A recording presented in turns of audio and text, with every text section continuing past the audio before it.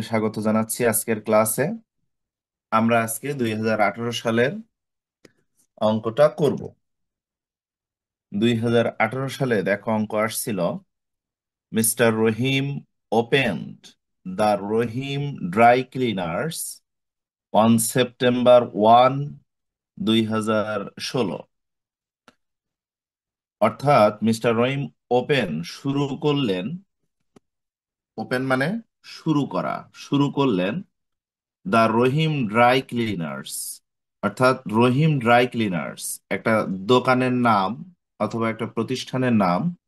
Dry cleaners, Rahim dry cleaners, that means এরা হয়তো পরিষ্কার করে জামা কাপড়, এটা ড্রাই ক্লিন করে। অন সেপ্টেম্বর 1, 2016, 2016 সালের সেপ্টেম্বরের 1 তারিখে রহিম এটা শুরু করলেন।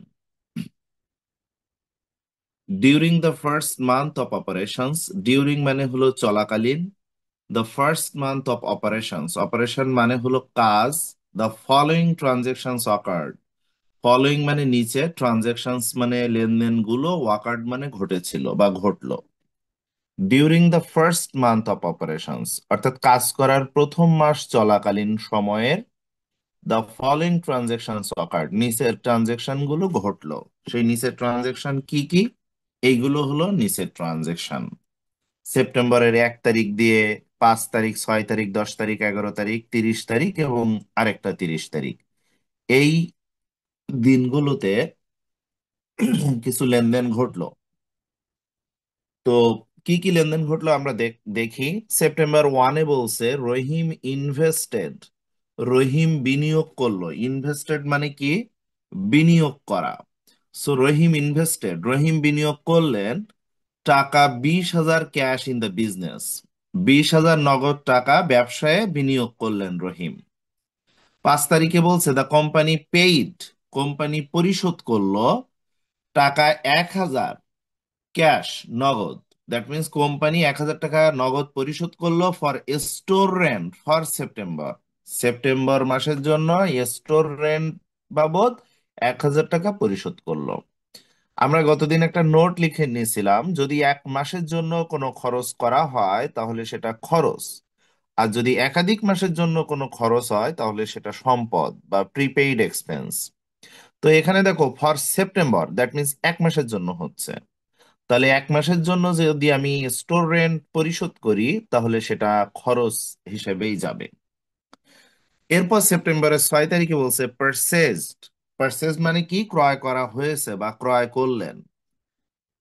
ওয়াশার অ্যান্ড ড্রায়ার, এটা অ্যাকচুয়ালি একটা ইকুইপমেন্ট বা মেশিনারি ওই কোম্পানির জন্য। ড্রাই ক্লিনার্স এই দোকানের জন্য ওয়াশার অ্যান্ড ড্রায়ার একটা ইকুইপমেন্ট বা machinery. So purchased washer and dryers for taka 25,000, 25,000 টাকা দিয়ে একটা মেশিন কেনা হয়েছে যেটা ওয়াশ করে এবং ড্রাই করে, এই জন্য বলা হচ্ছে ওয়াশার অ্যান্ড ড্রায়ার। পেইং টাকা 10,000 ইন ক্যাশ, অর্থাৎ 10,000 টাকা পরিশোধ করে, 10,000 নগদ টাকা পরিশোধ করে এটা কেনা হয়েছে। 25,000 টাকার ওয়াশার ড্রায়ার কেনা হয়েছে। And signing a note of টাকা 15,000, এবং একটা নোট সাইন করেছি 15,000 টাকা। 6 মান্থস, 12% নোট পেয়েবল, 6 মাস মেয়াদি 12% সুদে নোট পেয়েবল হয়েছে। দ্যাট মিনস আমরা যে নোটটা সাইন করেছি এটা 6 মাস মেয়াদি এবং 12% সুদ দিতে হবে। এখন এখানে ইম্পর্টেন্ট ব্যাপার হলো নোট পেয়েবলটা কি বা নোটটা কি, এইটা জানতে হবে। অ্যাকচুয়ালি আমরা যদি কোনো প্রতিষ্ঠান থেকে বাকিতে পণ্য ক্রয় করি এবং সেখানে লিখিত দিই যে এত টাকা আমি বাকিতে কিনলাম এবং এই টাকা আমি এতদিনের মধ্যে পরিশোধ করব এবং এই টাকার উপরে আমি এত% সুদ দিব, এটা হলো নোট পেবল। ওই লিখিত দলিলটা হলো নোট পেবল। শুধু এমনটা না, যদি আমি ব্যাংক থেকে লোন করি এবং বলি যে এই লোনটা আমি এতদিনে পরিশোধ করব এবং তার উপর যদি বলি যে এত% সুদ দিব, তা সেটাও নোট পেবল। তাহলে নোট পেবলটা নর্মালি কি হয়? আমরা নোট পেবলটা বাকিতে কোনো পণ্য ক্রয় করি বা লোন করি এবং সেটা আমরা পরিশোধ করি আর তার সুদ পরিশোধ করি। তো এখানে সুদ বলা হয়েছে 12% এবং 6 মাস মেয়াদি ওই নোট। এবং আমরা এটা কিনেছি সেপ্টেম্বরের 6 তারিখে। ওকে। এরপরে সেপ্টেম্বরের 10 তারিখে বলছে পেইড টাকা 2500 for a 1 year accident insurance premium. অর্থাৎ পরিশোধ করা হয়েছে, পেইড মানে পরিশোধ করা হয়েছে টাকা 2500 টাকা পরিশোধ করা হয়েছে for a 1 year accident insurance premium. Accident insurance premium হিসেবে 1 বছরের জন্য আমরা 2500 টাকা পরিশোধ করেছি। এবং আমরা জানি ইন্স্যুরেন্সের প্রিমিয়াম আমরা যা পরিশোধ করি এটা প্রিপেইড, অর্থাৎ অগ্রিম। ইন্স্যুরেন্স প্রিমিয়াম বা বীমা প্রিমিয়াম। সেপ্টেম্বরের 11 তারিখে বলছে যে received a bill from the daily news for advertising the opening of the shop, টাকা 500। রিসিভড আ বিল, বিল মানে কি? বিল মানে হলো আমরা কোনো পণ্য যদি বাকিতে ক্রয় করি বা আমরা যদি কোনো সেবা বাকিতে ক্রয় করি, তাহলে আমাদেরকে, আমরা যাদের কাছ থেকে ওই সেবাটা পেয়েছি বা পণ্যটা পেয়েছি, তারা আমাকে প্রথমে একটা কাগজ ধরিয়ে দেয় যে এত টাকা এর মূল্য। ওই যে কাগজটা, মূল্য লেখা কাগজটা, এটাকেই বলে বিল। যেমন তুমি রেস্টুরেন্টে যখন খেতে যাও, তখন তুমি খাওয়ার পরে রেস্টুরেন্ট তোমাকে একটা বিল দেয়, একটা কাগজ দেয়, যে কাগজে লেখা থাকে যে কত টাকা তুমি খেয়েছো, কি কি খেয়েছো। এই কাগজটাকে বলা হচ্ছে বিল। তাহলে এখানে 11 তারিখে বলছে যে রিসিভড আ বিল, আমরা এরকম একটা বিল পেয়েছি, অর্থাৎ কাগজ পেয়েছি ফ্রম দ্য ডেইলি নিউজ, একটা নিউজ পেপার থেকে, আমরা ডেইলি নিউজ দৈনিক পত্রিকা থেকে আমরা একটা বিল পেয়েছি ফর অ্যাডভার্টাইজিং, অর্থাৎ বিজ্ঞাপনের জন্য, the opening of the shop, অর্থাৎ আমাদের দোকান যে ওপেনিং করছিলাম, অর্থাৎ আমরা যে শুরু করেছিলাম, সেজন্য আমরা একটা বিজ্ঞাপন দিয়েছিলাম, সেই বিজ্ঞাপনের জন্য ওই ডেইলি নিউজ বা পত্রিকার অফিস থেকে আমাদের একটা বিল দিয়েছে 500 টাকা। এরপর সেপ্টেম্বর 30 বলছে রহিম উইথড্রিউ, রহিম উত্তোলন করলো, দ্যাট মিনস মালিক উত্তোলন করলো টাকা 700 ফর পার্সোনাল ইউজ, তার ব্যক্তিগত ব্যবহারের জন্য 700 টাকা সে উত্তোলন করলো। উইথড্রিউ মানে উত্তোলন করা হলো। 30 তারিখে বলছে the company determine that, determine মানে হলো নিশ্চিত করা বা স্থির হওয়া বা হিসাব করা।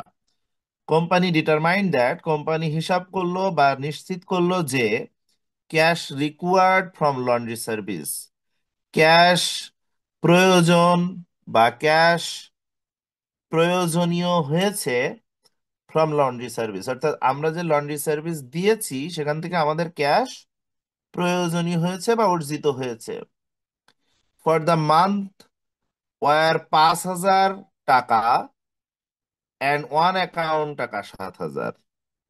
অর্থাৎ 5,000 টাকা আমরা এই মাসের জন্য ক্যাশ পেয়েছি, cash required, and one account cash required 7,000। One account মানে হলো বাকিতে, তাহলে বাকিতে আমাদের ক্যাশ রিকোয়ার্ড হয়েছে 7,000 টাকা।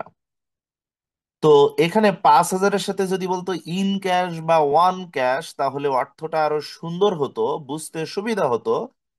কিন্তু যেহেতু 7,000-এর সাথে ওয়ান অ্যাকাউন্ট বলেছে, তার মানে তোমাকে বুঝে নিতে হবে 5,000 ওয়ান ক্যাশ। সো আমি আবার পড়ছি, the company determined that, company নিশ্চিত হলো যে cash required from laundry service, cash অর্জিত হয়েছে বা ক্যাশ প্রয়োজনীয় হয়েছে লন্ড্রি সার্ভিসের মাধ্যমে ফর দ্য মান্থ, এই মাসের জন্য ওয়ার টাকা 5,000, 5,000 টাকা অ্যান্ড ওয়ান অ্যাকাউন্ট টাকা 7,000, এবং বাকিতে টাকা 7,000। তার মানে ক্যাশ রিকোয়ার্ড হয়েছে, দ্যাট মিনস আমরা সেবা দিয়েছি, এখন আমরা ক্যাশ পেয়েছি 5,000 টাকা, এবং ওয়ান অ্যাকাউন্ট মানে আমরা ক্যাশ পাবো 5,000 টাকা। এই হলো সেপ্টেম্বর ট্রানজেকশন গুলোর রিকোয়ারমেন্ট। এখন আমরা দেখব কি করতে বলেছে। ইনস্ট্রাকশনে বলছে জার্নালাইজ দ্য সেপ্টেম্বর ট্রানজেকশনস, অর্থাৎ এই সেপ্টেম্বর ট্রানজেকশন গুলোকে জাবেদা করো, জার্নালাইজ করো। তো আশা করি তোমাদের কাছে শীট আছে, এবং এই শীট দেখে দেখে আমরা অঙ্ক করব। প্রথমে কি করব, আমরা একটা ছক করব। ছকের উপরে লিখব রহিম ড্রাই ক্লিনার্স জেনারেল জার্নাল, অর্থাৎ আমরা যা করছি। তারপর লিখবো for the month of September 2016, অর্থাৎ 2016 সালের সেপ্টেম্বর মাসের জন্য। তো দেখো, প্রথমে বলেছে সেপ্টেম্বরের 1 তারিখে রহিম ইনভেস্টেড টাকা 20,000 ক্যাশ ইন দ্য বিজনেস। আমরা একটা ছক করব। ছকটা কেমন হবে, প্রথমে ডেট থাকবে, তারপর account titles and explanations, reference, debit টাকা, ক্রেডিট টাকা। এরপরে আমরা সিরিয়ালি দিব। সেপ্টেম্বরের 1 তারিখে বলছে রহিম বিনিয়োগ করলো 20,000 টাকা বিজনেসে। তো আমরা জানি যদি রহিম ব্যবসায় বিনিয়োগ করে, মালিক যদি ব্যবসায় বিনিয়োগ করে, তাহলে ব্যবসা প্রতিষ্ঠান কি পেল? ব্যবসা প্রতিষ্ঠান পেল নগদ টাকা, সো ক্যাশ ডেবিট। এবং মালিক বিনিয়োগ করলে সেটা ক্যাপিটাল নামে ক্রেডিট হবে, বা মালিকের ক্যাপিটাল বৃদ্ধি পাবে। আর আমরা জানি ক্যাপিটাল বৃদ্ধি পেলে বা দায় বৃদ্ধি পেলে ক্রেডিট হয়। সো যাবে দেওয়া হবে ক্যাশ ডেবিট, ক্যাপিটাল, ক্রেডিট। এবং এটা আমরা লিখবো to record investment by the owner, অর্থাৎ মালিক এটা ইনভেস্ট করেছে। এটা হলো সেপ্টেম্বর 1। এরপরে সেপ্টেম্বর 5, দ্য কোম্পানি পেইড টাকা 1,000 cash for store rent for September.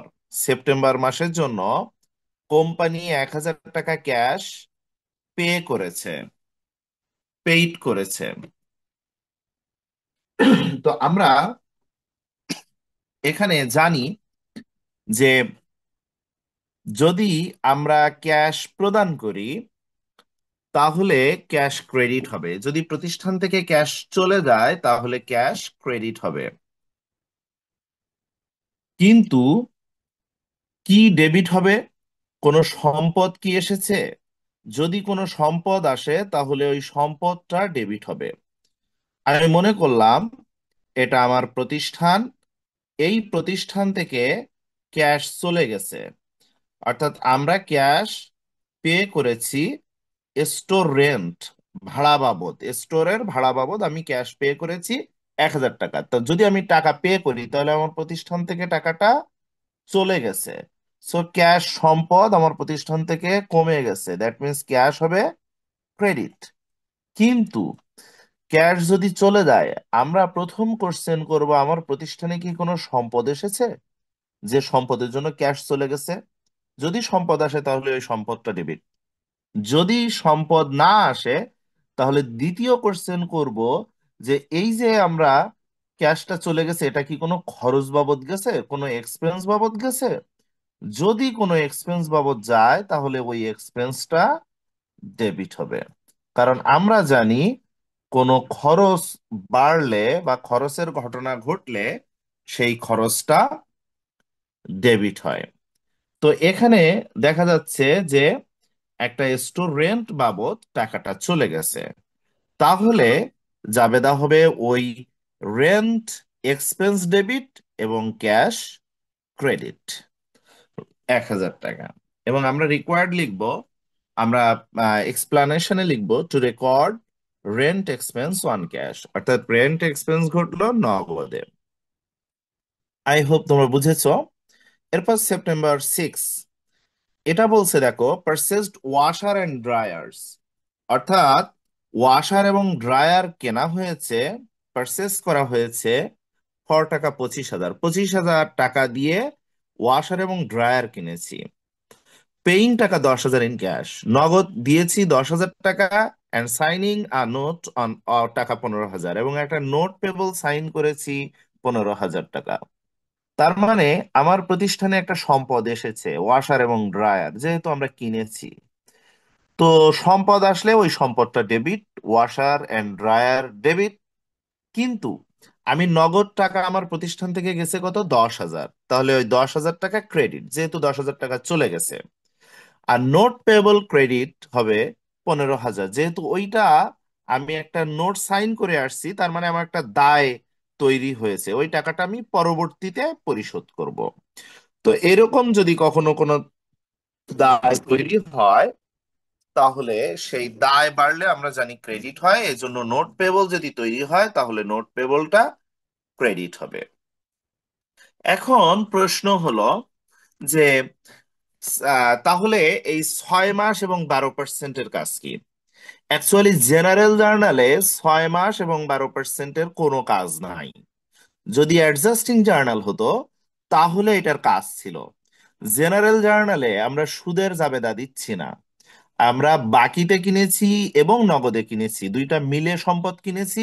সম্পদটা debit হবে, আর যে টাকাটা দিয়েছি সেই টাকাটা ক্রেডিট হবে, এবং যে টাকাটা আমরা বাকি রেখে আসছি একটা নোটে সাইন করে, সেই টাকাটা দায় হিসেবে ক্রেডিট হবে।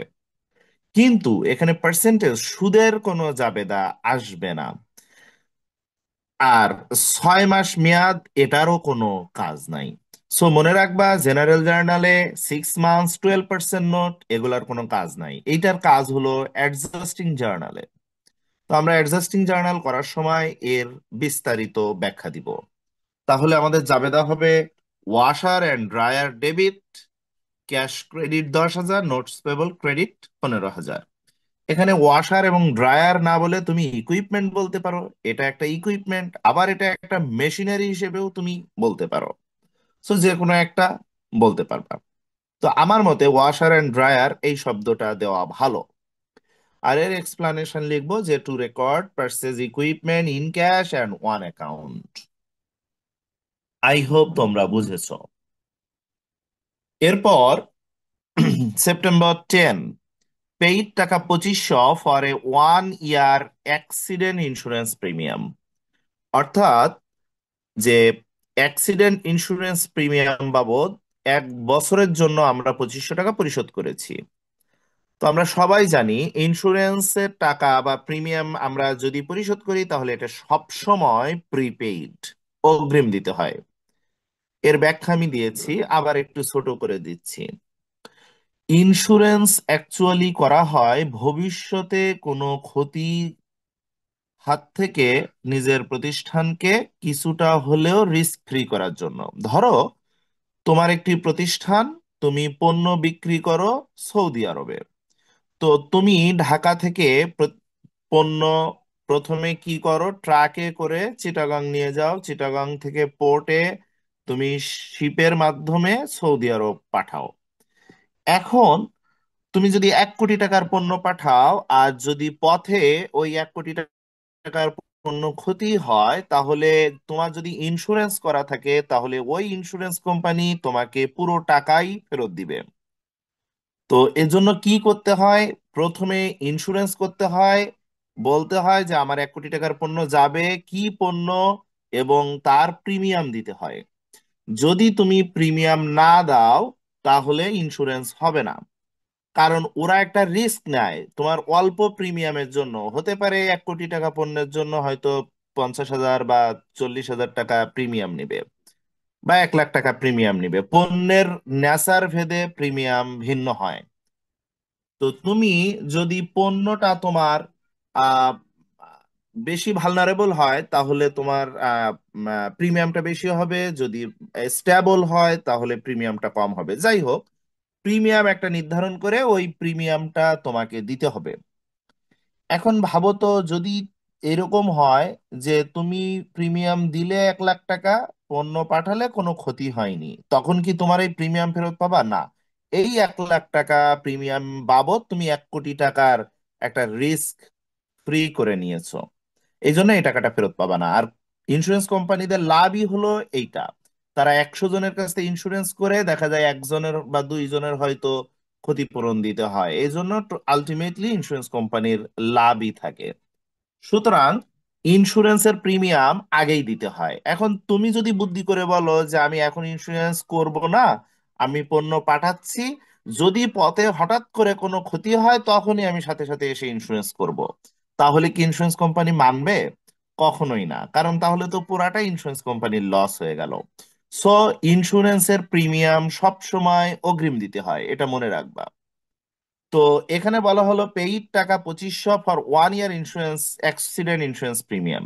অর্থাৎ অ্যাক্সিডেন্ট ইন্স্যুরেন্স প্রিমিয়ামের 1 বছরের জন্য 2500 টাকা পরিশোধ করা হলো, তাহলে ডেফিনেটলি এটা অগ্রিম পরিশোধ করা হলো।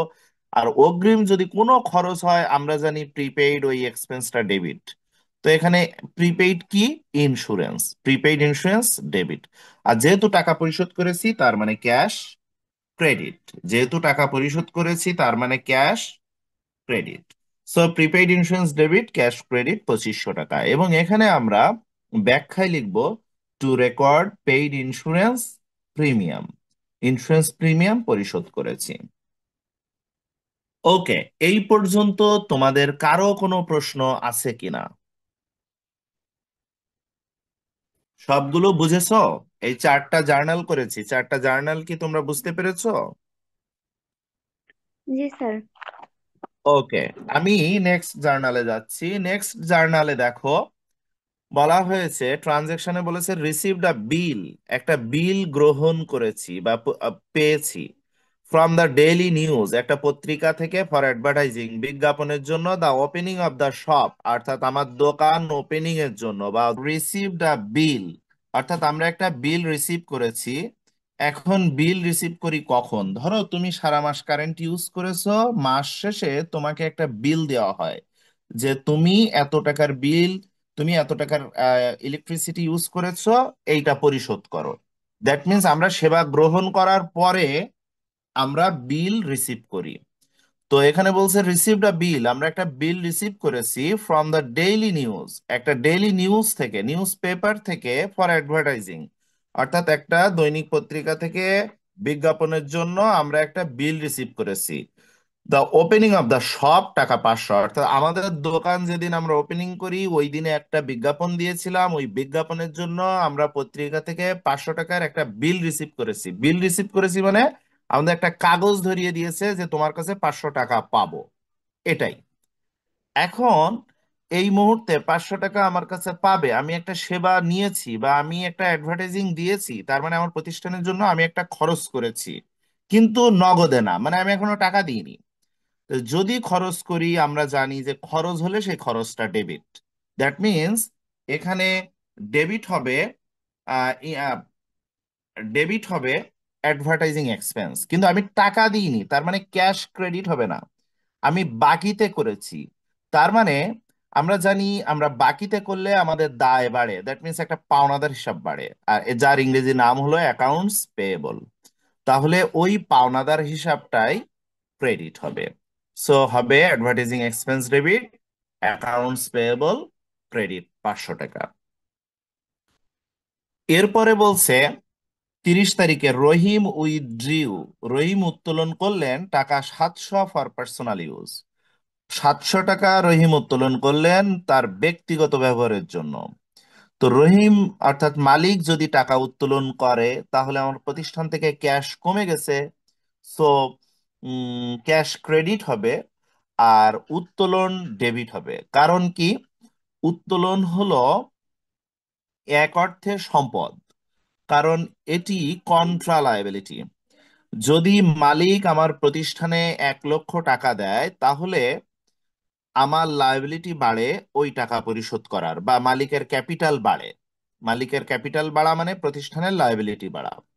আর মালিক যদি ওই ইনভেস্টেড ক্যাশ কিছু উইথড্র করে, উত্তোলন করে, তাহলে প্রতিষ্ঠানের দায় কমে যায়। অর্থাৎ এই যে উইথড্র করা বা উত্তোলন করা, এটা প্রতিষ্ঠানের জন্য কন্ট্রা লায়াবিলিটি, আর আমরা জানি কন্ট্রা লায়াবিলিটি গুলো অ্যাসেট। সুতরাং উইথড্র এক অর্থে প্রতিষ্ঠানের জন্য অ্যাসেট। তাই অ্যাসেট বাড়লে ডেবিট হয়, বা কন্ট্রা লায়াবিলিটি বা লায়াবিলিটি বিপরীত দায় কোনো ঘটনা ঘটলে ডেবিট হয়। তাই উইথড্র বা ড্রয়িং ডেবিট হবে, আর যেহেতু আমার প্রতিষ্ঠান থেকে টাকা চলে যাচ্ছে এজন্য ক্যাশ ক্রেডিট হবে 700 টাকা।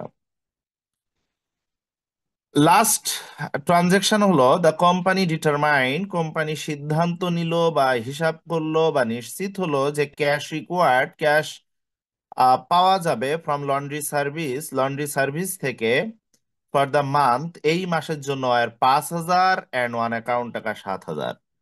তো বাকিতে পাওয়া যাবে 7,000, আর যেহেতু 5,000 টাকার পাশে ওয়ান অ্যাকাউন্ট নেই, তার মানে এটা হলো নগদে, নগদে পাওয়া গেছে 7,000 আর বাকিতে পাওয়া যাবে 7,000। তাহলে 5,000 টাকা পেয়েছি এবং 7,000 টাকা পাবো। এটা আমরা লন্ড্রি সার্ভিসের জন্য। তো যদি আমরা টাকা পেয়ে যাই তাহলে ক্যাশ ডেবিট, আর যেটা ভবিষ্যতে পাবো সেটা হলো দেনাদার হিসাব, যার ইংরেজি নাম হলো অ্যাকাউন্টস রিসিভেবল, সেটাও সম্পদ, সেটাও ডেবিট। আর যে কাজ করেছি তাহলে 5,000 7,000 মোট 12,000 টাকা, তার মানে সার্ভিস রেভিনিউ ক্রেডিট হবে 12,000 টাকা। এই ছিল টোটাল জার্নাল, এবং লাস্টে আমরা একটা টোটাল করে দিব। সো এই পর্যন্ত ছিল আজকের অঙ্কটা। আই হোপ তোমরা অঙ্কটা বুঝেছো।